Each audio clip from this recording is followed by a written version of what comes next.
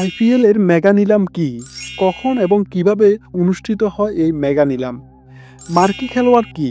কারা সুযোগ পায় এই মার্কি খেলোয়াড়ের তালিকায়? আরটিএম বা রাইট টু ম্যাচ কার্ড কি? কিভাবে ব্যবহার করা যায় এই রাইট টু ম্যাচ কার্ড? আসুন সবগুলো প্রশ্নের উত্তর খুঁজি এই ভিডিওতে। মেগা নিলাম কি? আইপিএলে প্রতি বছরই খেলোয়াড় বিক্রির জন্য নিলাম হয়, তবে সব নিলাম মেগা নিলাম নয়।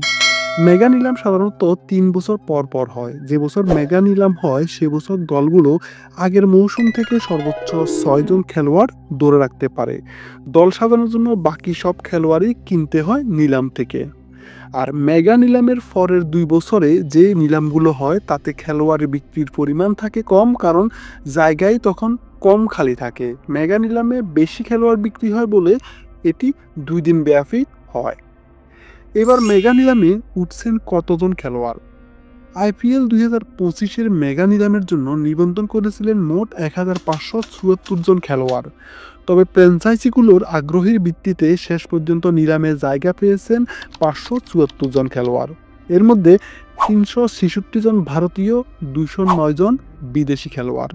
বিদেশি খেলোয়াড়দের মধ্যে সবচেয়ে বেশি ইংল্যান্ডের ৩৮ জন, এরপর অস্ট্রেলিয়ার ৩৭ জন, দক্ষিণ আফ্রিকার আছেন ৩১ জন, নিউজিল্যান্ডের ২৪ জন, ওয়েস্ট ইন্ডিজের ২২ জন, শ্রীলঙ্কার ১৯ জন, আফগানিস্তানের ১৮ জন, বাংলাদেশের ১২ জন, জিম্বাবুয়ের ৩, আয়ারল্যান্ড ও যুক্তরাষ্ট্রের ২ জন করে এবং স্কটল্যান্ডের ১ জন খেলোয়াড়। নিলামে মোট কয়টি দল অংশ নিচ্ছে? এবারের নিলামে অংশ নেবে ২০২৫ আইপিএলের ১০টি ফ্র্যাঞ্চাইজি। কতজন খেলোয়াড় নিলামে বিক্রি হবেন? একটা ফ্র্যাঞ্চাইজি সর্বোচ্চ ২৫ এবং সর্বনিম্ন ১৮ জনের স্কোয়াড তৈরি করতে পারবে। সুতরাং ১০টি ফ্র্যাঞ্চাইজি মিলে ২৫০ জন খেলোয়াড় নিতে পারবে। এর মধ্যে 10টি দল মিলে আগেই তাদের সঙ্গে চুক্তিবদ্ধ ৪৬ জন খেলোয়াড়কে ধরে রেখেছে। তার মানে সর্বোচ্চ ২০৪ জন খেলোয়াড় বিক্রি হবেন এবারের নিলামে। কোনো দল যদি ২৫ জনের স্কোয়াড না করে আরও ছোট স্কোয়াড করে তাহলে সংখ্যাটা আরও কমে আসবে। কত টাকা খরচ করতে পারবে প্রতিটি দল? একটা দল সর্বোচ্চ ১২০ কোটি ভারতীয় রুপি খরচ করতে পারবে। উদাহরণ হিসেবে বলা যায়, মুম্বাই ইন্ডিয়ান্স আগে চুক্তিবদ্ধ ৫ জন খেলোয়াড়কে ধরে রেখেছে, যাদের পেছনে ফ্র্যাঞ্চাইজিটির এরই মধ্যে ৭৫ কোটি রুপি খরচ হয়ে গেছে। সুতরাং অন্তত ১৮ জনের স্কোয়াড গঠন করতে হলে মুম্বাইকে বাকি ৪৫ কোটি রুপি দিয়ে আরও ১৩ জন খেলোয়াড় কিনতে হবে। মার্কি খেলোয়াড় কি? দলগুলোর আগ্রহের ভিত্তিতে নিলামে সবচেয়ে কাঙ্ক্ষিত খেলোয়াড়দের একটা তালিকা তৈরি করা হয়েছে, যে তাদের বলা হচ্ছে মার্কি খেলোয়াড়। এবার নিলামে মার্কি খেলোয়াড়দের ২টি সেট করা হয়েছে, প্রতি সেটে থাকছে ৬ জন করে খেলোয়াড়। যেমন মার্কি সেট 1-এ থাকতেছে Jos Buttler, Shreyas Iyer, Rishabh Pant, Kagiso Rabada, Arshdeep Singh এবং মিচেল স্টার্ক। অন্যদিকে মার্কি সেট 2-এ থাকতেছে Yuzvendra Chahal, Liam Livingstone, David Miller, Lokesh Rahul, Mohammad Shami এবং মোহাম্মদ সিরাজ। কিভাবে হবে নিলাম? সবার আগে নিলামে উঠবেন মার্কি খেলোয়াড়রা। তারপর এরই মধ্যে যাদের আন্তর্জাতিক ক্রিকেটে অভিষেক হয়েছে তাদের নিজ নিজ বিশেষত্ব অনুযায়ী ভাগ করে নিলামে তোলা হবে। যেমন batsman, allrounder, wicket keeper, batsman, fast bowler, spinner. এরপর একইভাবে এখনও আন্তর্জাতিক ক্রিকেটে অভিষেকের অপেক্ষায় থাকা খেলোয়াড়দের তোলা হবে নিলামে। ৫৭৪ জনের নিলাম শেষ হলে দলগুলো অবিক্রিত খেলোয়াড়দের মধ্য থেকে কাঙ্ক্ষিত খেলোয়াড়ের একটা তালিকা দেবে। সে তালিকায় থাকা খেলোয়াড়দের আবার নিলামে তোলা হবে। রাইট টু ম্যাচ কার্ড কি? কিভাবে ব্যবহার করা যাবে?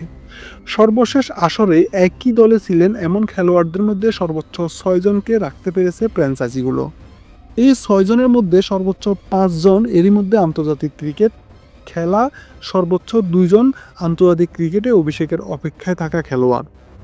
এই ৬ জন খেলোয়াড়কে ধরে রাখার পদ্ধতি দুটি। একটি হচ্ছে নিলামের আগে সরাসরি চুক্তি করা, আর নাম্বার ২ হচ্ছে রাইট টু ম্যাচ কার্ড ব্যবহার করা। প্রশ্ন হচ্ছে এই রাইট টু ম্যাচ কার্ড বা আরটিএম কিভাবে ব্যবহার করতে হবে?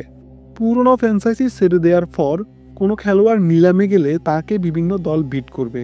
বিডিং শেষ হওয়ার পর পুরনো ফ্র্যাঞ্চাইজিকে জিজ্ঞাসা করা হবে যে তারা এই খেলোয়াড়দের জন্য আরটিএম কার্ড ব্যবহার করতে চায় কিনা। সেই দল চাইলে তখন নিলামে যত সর্বোচ্চ দাম উঠেছিল একই দামে ওই খেলোয়াড়কে কিনে নিতে পারবে। উদাহরণ হিসেবে বলা যায় 2025 IPL এর জন্য বাংলাদেশের মুস্তাফিজুর রহমানকে ছেড়ে দিয়েছে চেন্নাই সুপার কিংস। এখন ধরা যাক মুস্তাফিজ নিলামে ওঠার পর তার জন্য মুম্বাই সর্বোচ্চ 2 কোটি দাম বলল।